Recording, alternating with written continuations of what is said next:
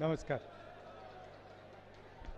रंधावा जी, सचिन पायलट जी, मुरारी लाल मीना जी, ममता भूपेश जी, गजराज खजाना जी, ओम प्रकाश हुड्डा जी, प्रसादी लाल मीना जी, लक्ष्मण मीना जी, स्टेज पे कांग्रेस पार्टी के वरिष्ठ नेता, पार्टी के प्यारे कार्यकर्ता, भाइयों और बहनों, प्रेस के हमारे मित्रों, आप सबका यहां बहुत बहुत स्वागत, नमस्कार। मूड कैसा है आपका? ठीक है। पिछली मीटिंग में स्टेज से किसी ने भारत माता की जय का नारा दिया। सब कहते हैं, सुना होगा आपने, सुना है? भारत माता की ये नारा है। ये भारत माता क्या है जिसकी जय हो रही है? ये है क्या? नहीं, सवाल पूछ रहा हूं। सब लोग इसकी जय करते हैं, ये है क्या? हाँ, ये भारत की जनता है। भारत की जनता है ना, जिसकी हम जय करते हैं। आपके माता पिता सब लोग, ये है भारत माता। जो हमारे पहले यहां जिए, आपके दादा, उनके दादा, ये है भारत माता। अब सवाल है जो मैंने पार्लियामेंट में पूछा कि मुझे पता लगाना है कि ये भारत माता में कौन कौन लोग हैं। इसमें ओबीसी कितने, इसमें दलित कितने, इसमें आदिवासी कितने, इसमें जनरल कास्ट के गरीब लोग कितने। हम 24 घंटा राजनीतिक बात करते हैं, भारत माता की जय बोलते हैं, मगर हम ये पता नहीं लगाना चाहते, मोदी जी ये पता नहीं लगाना चाहते कि इस देश में पिछड़े लोग कितने हैं। मैंने पार्लियामेंट हाउस में जाति जनगणना का सवाल उठाया। मैंने कहा कि देखिए, अगर हम सचमुच में भारत माता की जय करना चाहते हैं तो हमें सबसे पहले पता लगाना पड़ेगा इस देश में किसकी कितनी आबादी है। सही बात है, गलत है? अगर हमें यही नहीं मालूम कि इस देश में दलित कितने, आदिवासी कितने, पिछड़े लोग कितने, तो भारत माता में जो शक्ति होनी चाहिए, जब हम नारा बोलते हैं भारत माता की जय, वो शक्ति नहीं होगी। उस दिन के बाद नरेंद्र मोदी जी ने अपना भाषण बदल दिया। जैसे मैंने कहा कि भैया जाति जनगणना करनी है, नरेंद्र मोदी जी के सब भाषण बदल गए। आपको याद होगा, पहले नरेंद्र मोदी जी हर भाषण में कहते थे मैं ओबीसी हूं। याद है? याद है? हर भाषण में मैं ओबीसी, मैं ओबीसी। और जिस दिन मैंने कहा नरेंद्र मोदी जी, पार्लियामेंट में कहा, नरेंद्र मोदी जी एक काम करिए, आपने पूरी दुनिया को बता दिया आप ओबीसी हो, अब पता लगाते हैं हिंदुस्तान में ओबीसी कितने हैं। उस दिन के बाद नरेंद्र मोदी ने नया भाषण शुरू किया। कहते हैं, भाइयों और बहनों, हिंदुस्तान में कोई जात नहीं है अच्छा, हिंदुस्तान में भाइयों बहनों कोई जात नहीं है, सिर्फ गरीब है। अच्छा, तो पूरे हिंदुस्तान में कोई जात नहीं और आप ओबीसी के?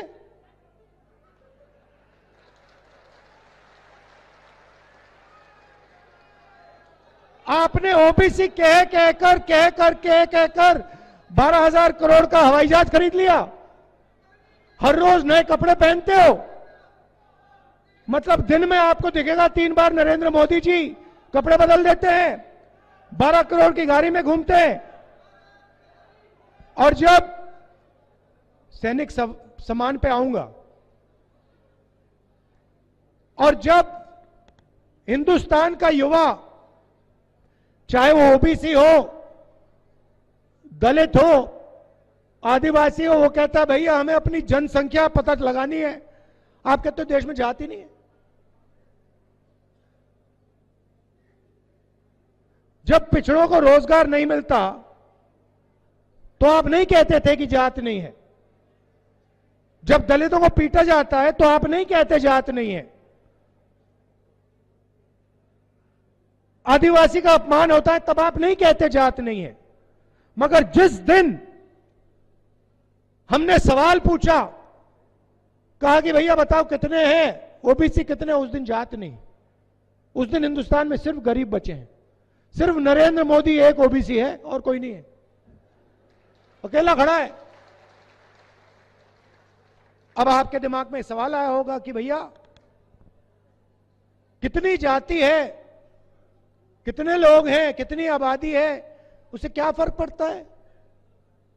हमें तो मालूम है, हम ओबीसी हैं, हम आदिवासी हैं, हम दलित हैं। मैं आपको बताता हूं, आप किसी भी बच्चे से पूछो, 10 साल का बच्चा, उससे पूछो बेटा क्या करना चाहते हो, वो आपको कहेगा मैं आईएएस में काम करना चाहता हूं। सही है गलत? 90% में कन्याकुमारी से कश्मीर तक चला हूं, हजारों युवाओं से मैंने बात की, बच्चों से बात की, क्या करना चाहते हो? मैं आईएएस में जाना चाहता हूं। क्यों? क्योंकि देश को आईएएस के अफसर चलाते हैं। आप गलतफहमी में मत रहो। आप ये मत सोचो कि देश को एमएलए चलाता है, एमपी चलाता है। बीजेपी के एमपी से बात करो, आपको बताएंगे भैया हमारी यहां मूर्ति बना रखी है, हमारे पास कुछ है नहीं, हम यहां पे देखते रहते हैं। देश चलाता है नरेंद्र मोदी 90 अफसरों के साथ। मतलब 90 अफसर, आईएएस के अफसर, secretary to government of India देश को चलाते हैं। अब सवाल यह है, अगर ओबीसी की आबादी 50% तो 90 में से ओबीसी कितने? अगर आदिवासियों की आबादी 12% तो 90 अफसरों में से आदिवासी कितने? अगर दलितों की आबादी 15% तो 90 में से कितने दलित? और अगला सवाल, अगर 100 रुपए का बजट है जिसको ये 90 अफसर बांटते हैं, तो 90 में से ओबीसी कितने और बजट के कितने रुपए पर उनकी भागीदारी? सवाल यह है। अब अगर आपको आबादी नहीं मालूम तो आप ये सवाल ही नहीं पूछ सकते। भाई और बहनों, मजे की बात सुनिए। और ये जो पूरे देश में ओबीसी युवा, जनरल कास्ट के गरीब युवा, दलित आदिवासी युवा जो भटक रहे हैं, 24 घंटा रोजगार ढूंढ रहे हैं, इसका कारण सुनिए। भाइयों और बहनों, मैं आपको गारंटी करके नहीं कह सकता हूं ओबीसी की कितनी आबादी है। मुझे मालूम है तकरीबन 50% है, मगर किसी को नहीं मालूम सच्ची आबादी क्या है। मगर मैं आपको यह बता सकता हूं कि 90 अफसर में से जिसकी कम से कम 50% आबादी है, 90 में से 3 अफसर पिछड़े वर्ग के हैं। समझिए, आपकी आबादी कम से कम 50%, 90 में से 3 ओबीसी, 90 में से 3 दलित और 90 में से 1 आदिवासी, 90 में से 1 आदिवासी। और ये कर क्या रहे हैं ये भी समझिए, ये मत सोचिए कि ये कभी कोई बड़े विभाग को लिए बैठे हैं, इनको कोने में बैठा रखा है। भाइयों और बहनों, अगर हिंदुस्तान की सरकार बजट में 100 रुपए का निर्णय लेती है तो पिछड़े लोग उसमें से 5 रुपए का निर्णय लेते हैं। 50% आबादी, बजट पे 5% कब्जा और 90 में से 3। इसलिए इस देश के लिए सबसे जरूरी काम जाति जनगणना। जिस दिन, ये भाइयों और बहनों, जिस दिन जाति जनगणना हो जाएगी उस दिन दूध का दूध, पानी का पानी हो जाएगा, साफ हो जाएगा पूरा। उस दिन ओबीसी सवाल पूछेगा कि भैया नरेंद्र मोदी जी ने 14 लाख करोड़ रुपए का कर्जा माफ किया है। 14 लाख करोड़ रुपए का कर्जा माफ किया है। हिंदुस्तान के सबसे बड़े अरबपतियों का। भाइयों और बहनों, आबादी आपकी 50%, 14 लाख करोड़ रुपए में से आपका 1 पैसा नहीं। बात समझो, जिन 10-15 उद्योगपतियों का नरेंद्र मोदी ने 14 लाख करोड़ रुपया माफ किया, उनमें से 1 ना पिछड़ा है, 1 ना दलित है, 1 ना आदिवासी। बजाइए ताली। अब आप पूछोगे भैया 14 लाख करोड़ रुपया कहां से आया? मैं बताता हूं। जीएसटी में पैसा कौन देता है? आप देते हो। ये आपने हरी शर्ट पहनी है ना, इसके लिए आपने जीएसटी दी, आपके जेब से निकला। पता लगा नहीं लगा मैं नहीं जानता, मगर आपके जेब से निकला। आप पेट्रोल खरीदो, आपके जेब में से पैसा जाता है। बिजली का स्विच ऑन करो, आपके जेब में से पैसा जाता है। अदानी जी ने ऐसी ही हरी शर्ट खरीदी हो तो जितना पैसा हिंदुस्तान के सबसे गरीब व्यक्ति के जेब से जाएगा, उतना पैसा अदानी की जेब से जाएगा। तो पैसा आपका। किसान से लेते हैं जीएसटी, खाद के लिए लेते हैं, ट्रैक्टर के लिए लेते हैं। तो जितनी जीएसटी आप देते हो उतना अदानी देता है। आपके जेब में से पैसा निकलता है और 14 लाख करोड़ रुपए नरेंद्र मोदी 10-15 लोगों का माफ कर देता है।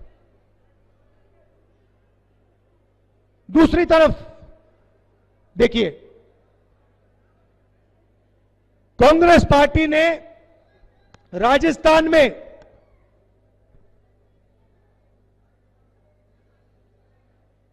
स्वास्थ्य के लिए आपसे 1 रुपया नहीं लिया। सही बात, 1 रुपया नहीं लेते हम आपसे। मध्य प्रदेश में जाइए, वहां पे नरेंद्र मोदी की सरकार ने पूरा प्राइवेटाइज कर दिया है। दिल का दौरा पड़ता है, जाइए प्राइवेट अस्पताल में जाइए, लाखों रुपए आपकी जेब से निकलते हैं। कैंसर हो जाता है, इलाज के लिए लाखों रुपए प्राइवेट हाथों में चले जाते हैं। हमने 1 रुपया नहीं लिया। 25 लाख रुपए तक आपको छूट है। मैंने अशोक गहलोत जी से कहा कि भैया ये 25 लाख कम है, इसको ज्यादा करिए।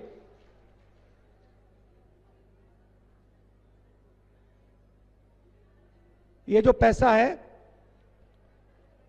राजस्थान की जनता को हम जो देते हैं, इसमें से 50% पैसा पिछड़ों को जाता है।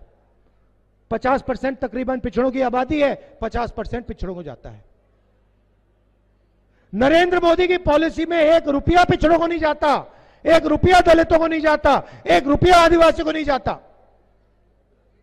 हमारी पॉलिसी चाहे मनरेगा हो, चाहे किसान कर्जा माफी हो, चाहे भोजन का अधिकार हो, जमीन अधिकरण बिल हो, हमारा पैसा 50% ओबीसी कम से कम।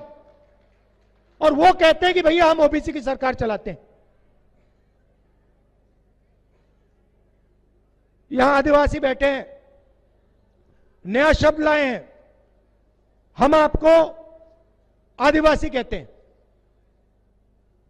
हम आपको आदिवासी कहते हैं, वो आपको वनवासी कहते हैं। शब्द में बहुत फर्क है। आदिवासी का मतलब वो लोग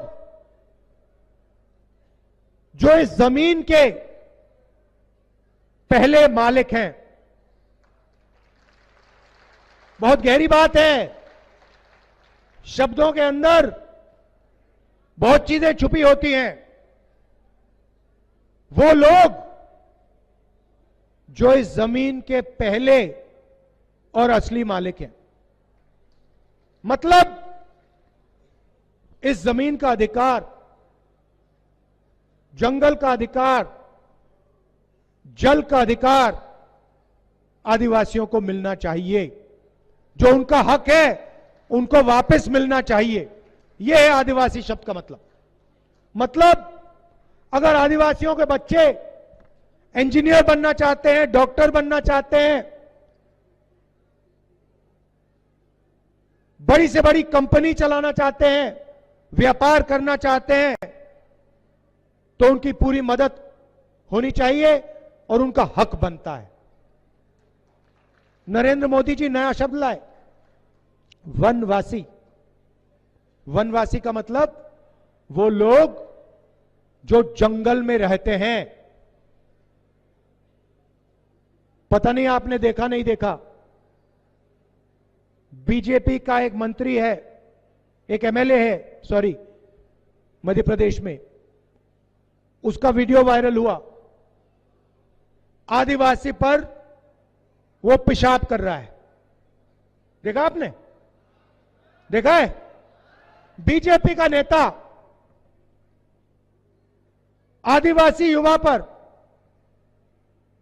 जिसको वो वनवासी कहते हैं, उस पर पेशाब कर रहा है और उसका मित्र वीडियो ले रहा है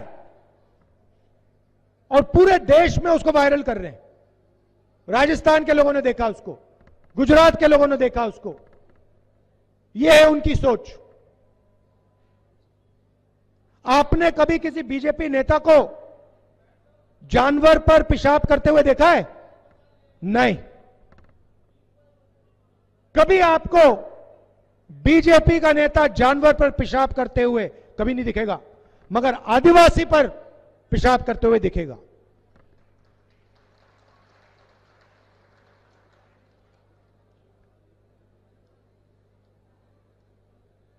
राजस्थान में कांग्रेस पार्टी ने दलित जो हमारा विधायक था उसको टिकट नहीं दिया। हमने कहा कि ऐसे आदमी को हम कांग्रेस पार्टी में टिकट नहीं देने वाले हैं। बीजेपी ने एकदम उसको उठा लिया। उनकी सोच है ये। इसीलिए नरेंद्र मोदी आज कह रहे हैं कि हिंदुस्तान में कोई जात नहीं है, सिर्फ गरीब है। हक देने का समय आया तो कोई जात नहीं है, लड़ाने का समय आया तो एकदम ओबीसी पैदा हो जाता है, दलित पैदा हो जाता है, सब पैदा हो जाते हैं। यह उनकी विचारधारा है। इसलिए मैं कन्याकुमारी से कश्मीर तक चलाऊं, 4000 किलोमीटर चलाऊं।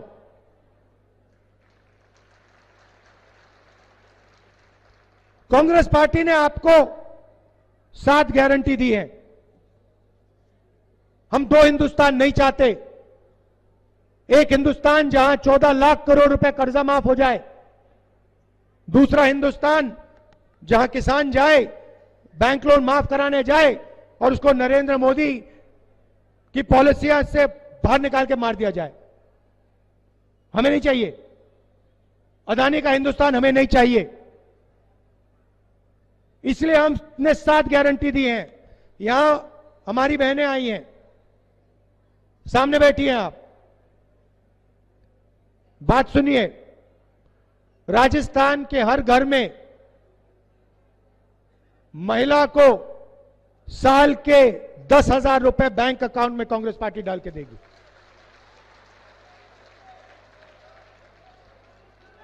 गैस सिलेंडर पहले 400 रुपए का होता था, नरेंद्र मोदी शिकायत करते थे। आज नरेंद्र मोदी ने 1200 का कर दिया है। छत्तीसगढ़ में हमने 500 का करा है, कर्नाटक में हमने 500 का किया है। पता लगाना है, पूछ लीजिए। राजस्थान में चुनाव के एकदम बाद कांग्रेस पार्टी की सरकार बनेगी, 500 रुपए का आपका सिलेंडर हो जाएगा। इंग्लिश स्कूल का हमने पूरे राजस्थान में जाल बिछाया है और फ्री लैपटॉप, सरकारी कॉलेज के स्टूडेंट्स को हम फ्री लैपटॉप देते हैं। और शायद सबसे बड़ा काम, नरेंद्र मोदी जी ने जो पुराना पेंशन स्कीम था उसको रद्द किया। आपके जेब में से पैसा निकाला, हमने उसको फिर से राजस्थान में लागू कर दिया है।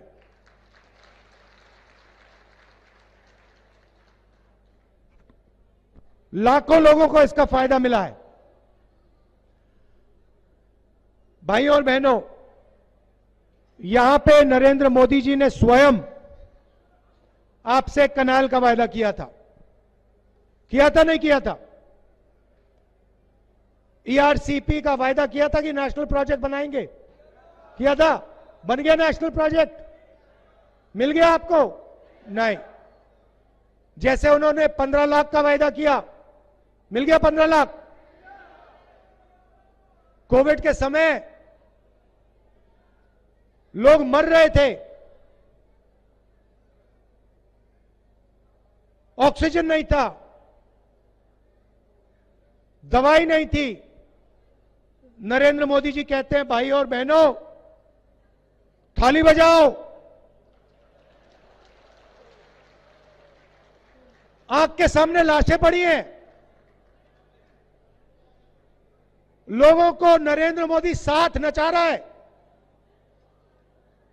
कोविड को फैला रहा है और कह रहा है ताली बजाओ। और उनकी मीडिया, अदानी की मीडिया पीछे से वाह वाह वाह वाह वाह वाह वाह वाह वाह वाह वाह वाह, मजा आ गया, मजा आ गया, मजा आ गया। उसके बाद कहता है लाइट जलाओ, मोबाइल फोन की लाइट जलाओ। मीडिया कहता है ताली बजा रहा है, शाबाश शाबाश, मजा आ गया, मजा आ गया। वहां पे लोग मर रहे हैं, लाशों का ढेर सामने पड़ा है, गंगा मां में भर गए, लाखों लाशें दिख रही हैं, टीवी वाले नहीं दिखा रहे। अदानी जी का लाखों करोड़ रुपए कर्जा माफ किया है, टीवी अदानी का है,